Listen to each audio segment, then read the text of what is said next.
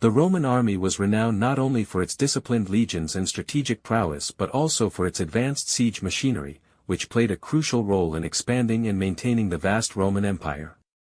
Among the most important siege engines used by the Romans were catapults, onagers, and ballistae.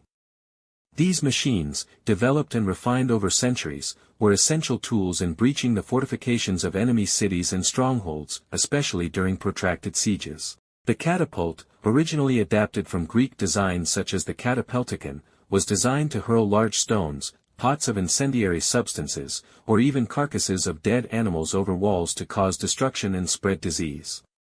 It operated through torsion energy generated by twisted sinew ropes that stored mechanical tension. The wooden throwing arm, often reinforced with metal, was held in place and then released suddenly to launch the projectile with explosive force. Some catapults could hurl stones weighing over 25 kilograms to distances exceeding 300 meters, depending on the size and model. The onager, a later innovation, featured a large vertical arm and a sling, which allowed for a parabolic trajectory of the projectile, making it highly effective for bombarding the interiors of cities and fortresses from behind protective Roman lines.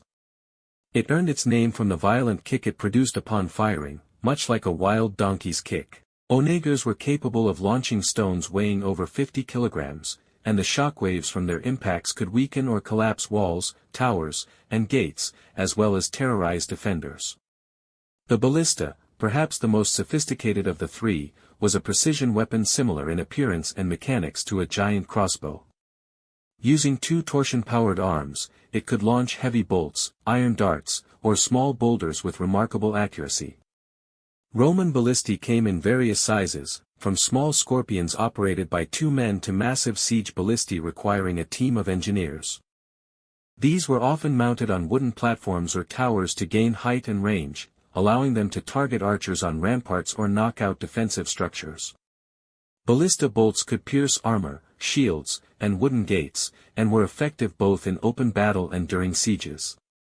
The Romans maintained specialized military units of engineers, known as fabri, who were responsible for building, maintaining, and operating these machines. They would often construct siege engines on site using local timber and materials, adapting their machines to the terrain and the strength of enemy fortifications.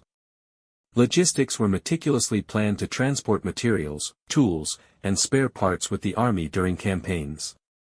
Furthermore, these machines were not just instruments of destruction but also tools of psychological warfare. Their massive size, terrifying sound, and devastating impact could demoralize defenders before the fighting even began. The use of these advanced siege engines showcases the Roman military's emphasis on engineering, tactical adaptability, and technological superiority, all of which contributed to their dominance across Europe, North Africa, and the Near East for centuries.